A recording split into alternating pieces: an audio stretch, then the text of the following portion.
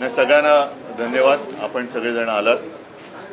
एक आठवड्यापूर्वी आपण इथेच भेटलो होतो आणि त्यावेळेला मी हिंदुत्वाच्या नावावरती जो लुटीचा कार्यक्रम चालू आहे त्याविरुद्ध आंदोलनाचा एक पुकारा केला होता. त्यानुसार मी आणि सर्व शिवसैनिक यांनी म्हणजे कालच्या नाही त्याच्या गेल्या रविवारी दादर इथल्या हनुमान मंदिराच्या समोर महाआरती केली, रामरक्षा पठण केलं. त्याच्यानंतर हा कार्यक्रम आता महाराष्ट्रात अनेक ठिकाणी व्हायला लागलेला आहे. येत्या 18 तारखेला नागपूरमध्ये हा कार्यक्रम होईल, जिथे मी स्वतः जाणार आहे. माझा प्रयत्न आहे की आता हिंदूंनी झोपून चालणार नाही, जागा झालं पाहिजे. आपल्या हिंदुत्वाचा, आपल्या हिंदू धर्माचा दुरुपयोग करून जर लुटण्याचा कार्यक्रम कोणी करत असेल तर त्यांना आता त्यांची जागा दाखवण्याची वेळ आलेली आहे. एकूणच काय की सध्या देशामध्ये फार विचित्र परिस्थिती आहे. मी मागेही बोललो होतो, कदाचित तुमच्याशीच बोललो होतो का आणखीन कुठे बोललो होतो कल्पना नाही मला,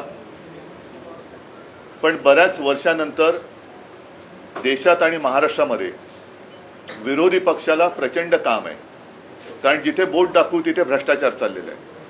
रस्त्यावरती खड्डे आहेत, पण रस्ते करणाऱ्यांचं ज्यांचं काम आहे ते गडकरी साहेब इथेनॉलवरती बोलत आहेत. तर एकूणच काय की अंधाधुंद कारभार सुरू आहे.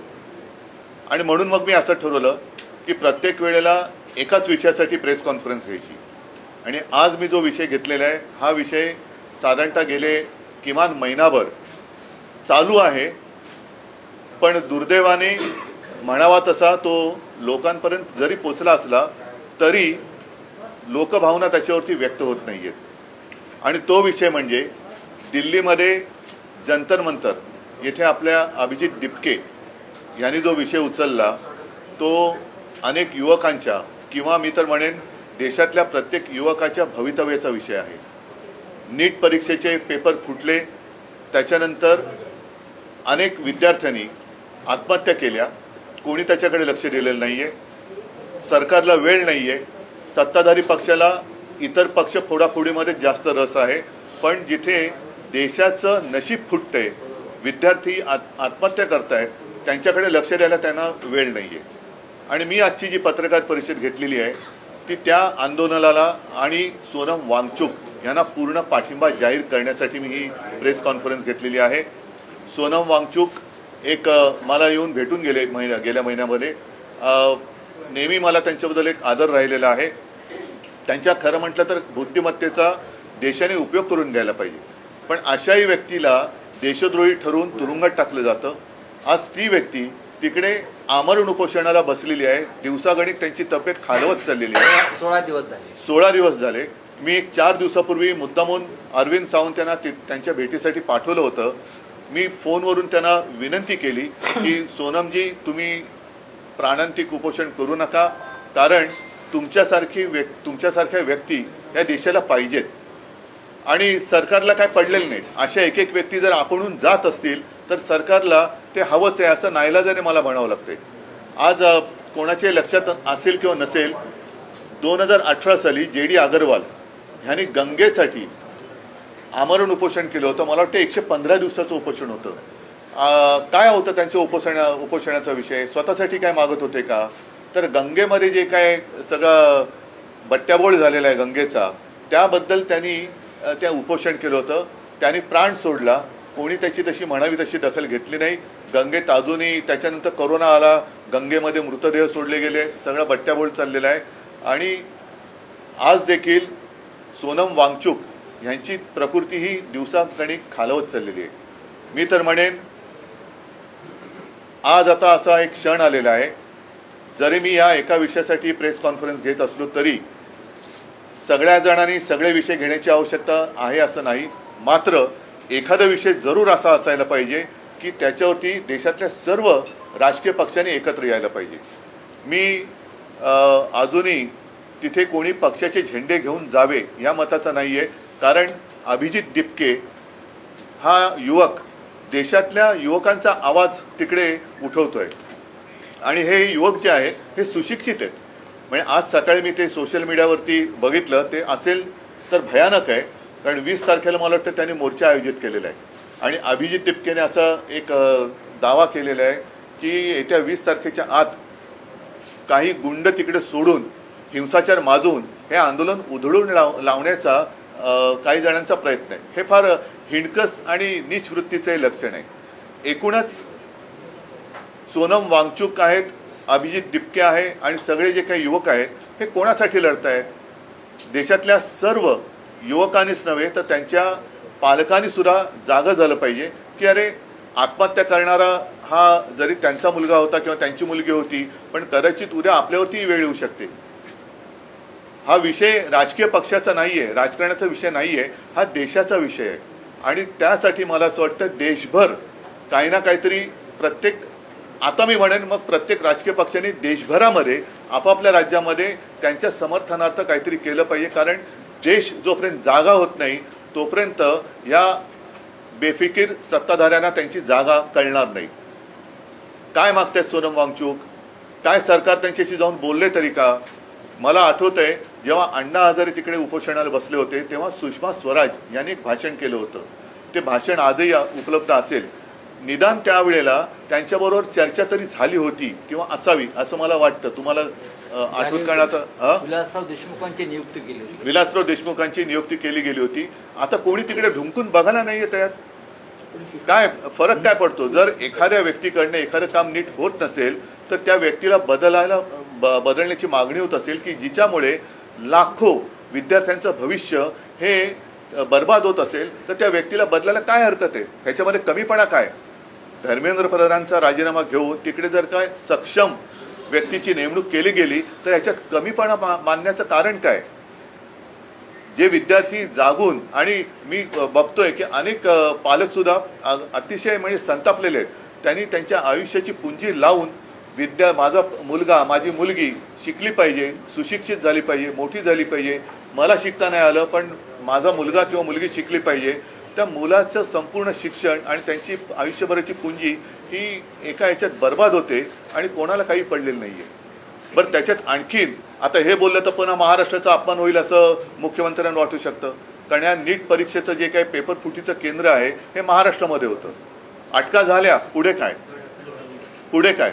मग एकूण एका पाठोपाठ एक पेपर फुटत आहेत. त्याच्यानंतर आपल्या महाराष्ट्रातल्या शिक्षण मंत्र्यांच्या घरासमोर सुद्धा आंदोलनं झाली. तर कोणाला कारभाराची काही चिंता नाहीये. देशात काय चाललंय त्याच्याबद्दल काही पर्वा नाहीये. आम्ही आपले परदेशात फिरतो, आम्हीच आपले भाडीचे तट्टू आणून आमचं स्वागत करून घेतोय आणि सगळं काय आबादी आबाद आहे असं भासवतोय. हे मला वाटतं चांगलं लक्षण नाही. आज परत एकदा सांगतो, मी शिवसेनेतर्फे सोनम वांगचुक आणि या मुलांच्या आंदोलनाला पूर्ण पाठिंबा जाहीर करत आहे. आणि ज्या ज्या वेळेला शक्य असेल, जिथे आम्ही उतरण्याची गरज असेल तिथे महाराष्ट्रभर आम्ही तर उतरूच. आपल्या माध्यमातून मी देशातील सर्व पक्षांना सांगतोय की आपण देखील आपापल्या राज्यामध्ये, राज्यातील प्रमुख शहरामध्ये या युवकांना बळ मिळेल अशा पद्धतीने काही प्रतिकात्मक असेल, आणखीन काही असेल, हे समर्थनार्थ आंदोलन करा किंवा प्रदर्शन करा की जेणेकरून आजही देशातली युवा शक्ती जी आपण देशाचे भाग्यविधाते समजतो त्या भाग्यविधात्यांना कळेल की आजचे जे भाग्य किंवा दुर्भाग्य विधाते आहेत हे आपल्या सोबत आहेत. तुम्ही दिल्लीत जाऊन पाठिंबा देणार? ऐका, मी 20 तारखेच्या मोर्चात सहभागी सगळ्यांनी व्हावं असं म्हणालेलं नाहीये. ज्यांना जायचंय, मला जायचं वाटलं तुम्ही जरूर जाईल, परंतु किमान मी जिथे आहे तिथे तरी मी काहीतरी करावं. मी असं सगळ्यांना सांगत नाही की देशातनं सगळ्यांनी चलो दिल्ली. नाही, तुम्ही जिथे आहात तिथे तर उभे राहा. मी मुंबईत आहे, मी मुंबईत तर उभा राहिलो पाहिजे. मी पुण्यात आहे, पुण्यात राहिलो पाहिजे. मी चेन्नईत आहे, चेन्नईत राहा. बंगालमध्ये, कलकत्त्यात राहा. सर्वत्र जिथे देशातनं सगळ्या चहूबाजूनी हे रान पेटेल त्यावेळेला सरकारला या युवकांसमोर गुडघे टेकावे लागतील. आणि म्हणून जर मला वाटलं तर मी जरूर जाईन देखील. असं काही नाही आहे की मला त्याच्यामध्ये काय वाटतंय. पण आज सुद्धा ही जी त्यांची जी चळवळ आहे ती कोणत्याही पक्षाचा झेंडा हातात न घेता चाललेली आहे. कारण नाईलाजाने मला असं म्हणावं लागतंय की देशातल्या तरुणांचा आणि युवकांचा कदाचित या फोडाफोडीच्या सगळ्या नीच राजकारणामुळे प्रस्थापित राजकीय नेत्यांवरचा विश्वास उडाला असेल आणि त्यांना असं वाटत असेल की कोणताच राजकीय पक्ष माझ्यासोबत नाही, तर आम्ही तर आहोत. पण तिथे कोणत्याही पक्षाचा झेंडा न घेता आंदोलन होत असेल तर त्याला माझा पूर्ण पाठिंबा आहे. विषय असा आहे की तुम्हाला असं वाटतं का, कारण तुम्ही इंडिया अलायन्स मध्ये एक प्रमुख पक्ष आहात, तर देशाच्या विरोधी पक्ष नेत्यांनी म्हणजे राहुल गांधींनी या व्यासपीठावर जाऊन या आंदोलनाला समर्थन दिलं पाहिजे. जरूर. म्हणजे माझं तर म्हणणं आहे, मला वाटलं तर मी सुद्धा जाईन. राहुल गांधींनी गेलं पाहिजे. देशातील ज्यांना असं वाटतं, मग अगदी भारतीय जनता पक्षातले असले तरी, जसं मी राम रक्षा आंदोलनात भाजपच्या कट्टर कडवट हिंदुत्ववादींना आवाहन केलं होतं की ज्यांना हिंदू धर्माबद्दल प्रेम आहे त्यांनी सहभागी व्हावं, तसंच आज देखील मी पक्षाच्या पलीकडे जाऊन ज्यांना या देशातल्या युवकांबद्दल एक आस्था आहे, तो कोणत्याही पक्षाचा असो, पक्षाचे जोडे बाजूला ठेवून तिथे जावं अशी माझी सगळ्यांना विनंती आहे. आणि नाही तर किमान आपण जिथे आहात, म्हणजे आता जसं तामिळनाडूमध्ये स्टालिन आहेत, ते विजय आहेत, केरळामध्ये आता काँग्रेसचं सरकार आले, कर्नाटकात आहे, तिकडे ममता दिदी जरी विरोधी पक्षात असल्या तरी सर्वांनी, अखिलेश आहेत उत्तर प्रदेशमध्ये, छत्तीसगडमध्ये कोण असतील, झारखंडमध्ये कोण असतील, तर संपूर्ण देशात किमान त्या राज्यातल्या प्रमुख शहरामध्ये सगळे जर का रस्त्यावर उतरले आणि याला पाठिंबा दिला तर मला वाटतं देशात 16 दिवस आंदोलन सुरू आहे. राहुल गांधी जिथं राहतात हक्केच्या अंतरावर आहे. बघा, हा विषय राहुल गांधींच्या भविष्याचा नाहीये, हा विषय देशाच्या युवकांच्या भविष्याचा आहे. म्हणून आपण त्याच्यावरती चर्चा करूया. कोणी काय करायचं, समजा आज मी प्रेस घेतली नसते, मला तळमळ वाटली, मी घेतली. जेव्हा अभिजित तिपकेनं आंदोलन सुरू केलं होतं त्यावेळी संजय राऊत यांनी एक ट्विट करून एक फोटो केला होता की अभिजित तिपके आणि नरेंद्र मोदी यांच्या संदर्भातला तो आणि भेट झाली असं म्हटलं होतं की कुठेतरी भाजप पुरस्कृत हे आंदोलन आहे अशा प्रकारचे त्यावेळेला त्यांनी तो ट्विट केला आणि त्या ट्विटमुळे त्यांच्याबद्दलचा जो संभ्रम होता तो दूर झाला आणि त्याच्यानंतर भारतीय जनता पक्षाची जी एक वृत्ती दिसते, असंवेदनशीलता, ही जाहीर झाली. कारण हा फोटो त्यांनीच कदाचित ट्विट करून ते तसं करू शकले असते, पण संजय राऊत यांनी ट्विट केल्यामुळे त्या अभिजितवरचा संभ्रम दूर झाला.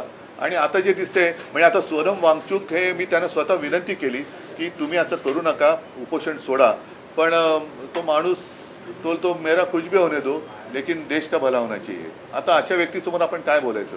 म्हणून आज सुद्धा मी एक त्यांना आपल्या माध्यमातून हात जोडून विनंती करतोय की वांगचूकजी, आपल्यासारखी माणसं आम्हाला हवी आहेत, देशाला पाहिजे आहेत. हे सरकार असंवेदनशील आहे. आपल्यासारखे लोक राहिली काय न राहिली काय सरकारला काही फरक पडत नाही, पण आपल्या बुद्धिमत्तेचा आपल्या बुद्धिमत्तेची देशाला गरज आहे. कृपा करून उपोषण सोडा. आम्ही सगळे किंवा आपण सगळे एकत्र मिळून या देशाला सांभाळू. मागच्या काही वर्षांपासून एक पांडा पडतोय. शेतकऱ्यांचं आंदोलन असेल किंवा कोणाचंही आंदोलन असेल, महिनो ते चालत राहतं, परंतु सोनम वांगचूक यांचं आंदोलन हे आमरण उपोषण आहे आणि पुढे जाऊन असं काही बरवाईट होऊ नये यासाठी तुम्ही विरोधी पक्ष म्हणून सरकारवरती, केंद्र सरकारवरती सुद्धा दबाव आणण्याचा प्रयत्न करणार आहात का? कोणाशी मी आता जे बोललो तर तेच आहे. 20 तारखेला पार्लमेंटच्या पहिल्याच दिवशीचा विषय पार्लमेंटला घेतला. आज पार्लमेंट सुरू होतोय. 20 तारखेला आमचे खासदार तर या विषयावरती दणानून सोडतीलच, संसद दणानून सोडतील. पण त्यावेळेला राहुलजींना सुद्धा मी विनंती करतोय, सर्व पक्षाच्या खासदारांना सांगतोय, अगदी भारतीय जनता पक्षाच्या खासदारांना सांगतोय की तुमच्यात जर माणुसकीचा एखादा अंश शिल्लक असेल तर ह्या आंदोलनात सहभागी व्हा. प्रेस कॉन्फरन्स मध्ये 3 लोक नेहमी असायची, 2 खासदार तुमचे आणि ठीक आहे. आता मला असं वाटतं की हा विषय संपूर्ण तुमच्या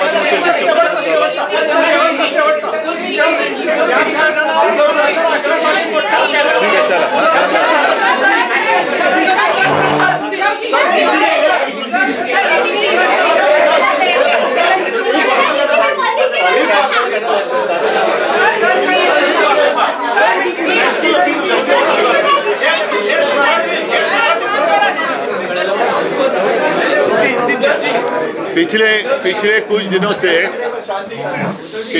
दिनों से आप देख रहे हो एक विषय पर आंदोलन चल रहा है, लेकिन मुझे नहीं लगता सारे लोगों ने उसके ऊपर कुछ ध्यान दिया है.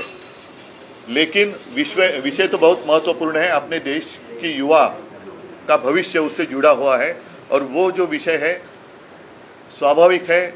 नीट की जो एग्जाम थी उसके पेपर लीक के बारे में है. अभिजीत तिपके जो अमेरिका में रहते थे, अपनी पढ़ाई के लिए गए थे, उन्होंने वहां से आवाज उठाई, लेकिन हमारे देश में से किसी ने आवाज उठाई नहीं थी. वो अमेरिका छोड़कर यहाँ आए, आवाज उठाई. एक कॉकरोच जनता पार्टी नाम से उन्होंने एक आंदोलन शुरू किया और आप देख रहे हो कि बहुत ही सपोर्ट सोशल मीडिया पर उनको मिल रहा है। आज मैं आपके साथ इसलिए बात कर रहा हूं क्योंकि पिछले 15 दिनों से सोनम वांगचुक जी वहाँ अनशन पर बैठे हुए हैं। दिन ब दिन उनकी तबीयत है वो कमजोर होती चली जा रही है। मैंने प्रयत्न किया, 4 दिन पहले अरविंद सावंत जी को मैंने वहाँ उनको मिलने के लिए भेजा था और तब मैं स्वयं उनके साथ मैंने फ़ोन पर बात की थी, विनती की थी कि सोनम जी आप जैसे लोगों की हमें और देश को ज़रूरत है, कृपा कर कर अनशन छोड़ो। लेकिन मानने के लिए तैयार नहीं। सरकार तो कुछ परवाह नहीं है, ना ही उनके साथ बात करने की कोशिश कर रही है, ना ही जो युवा है, बहुत सारे युवाओं ने खुदकुशी भी की है, लेकिन सरकार उनकी तरफ देखने के लिए भी तैयार नहीं है। और इसलिए मैं चाहता हूं कि अब समय आया है पूरे देश में अपने अपनी पार्टी का जो एजेंडा है बाजू में रखकर हम सारे लोग इकट्ठा आकर वो जो आंदोलन चल रहा है उसका समर्थन करें। और वो इसलिए करें क्योंकि ये सिर्फ एक पार्टी का एजेंडा नहीं है, अपने देश का भविष्य का विषय है। और देश के भविष्य के लिए आज जिनके कंधों पर जिम्मेदारी है वो अपनी जिम्मेदारी नहीं उठाएंगे तो देश की स्थिति बड़ी बुरी हो सकती है, खराब हो सकती है। और मैं आज खुलेआम सोनम वांगचुक जी को और दीपके को मेरा समर्थन दे रहा हूं। अगर जरूरत पड़े तो मैं भी दिल्ली जाऊंगा, लेकिन मैं आज आपके माध्यम से पूरे देश के जितने सारे राजनीतिक पार्टियां हैं उनको यही कह रहा हूं, आप जहां भी हो, जिस राज्य में हो, जिस शहर में हो, आप बाहर आइए और समर्थन के लिए कुछ ना कुछ जरूर करिए। आपके जो सांसद हैं, तीनों सांसद वो इस प्रोटेस्ट का हिस्सा बने। मेरे सांसद ही नहीं, मैं सारे सांसद जितने कितने 550 सबको मैं और राज्यसभा के सबको मैं ये सवाल पूछ रहा हूं या रिक्वेस्ट कर रहा हूं। रिक्वेस्ट शब्द जरा अच्छा है कि अगर आप में जरा भी इंसानियत बाकी रही हो तो आप इस आंदोलन का समर्थन करें।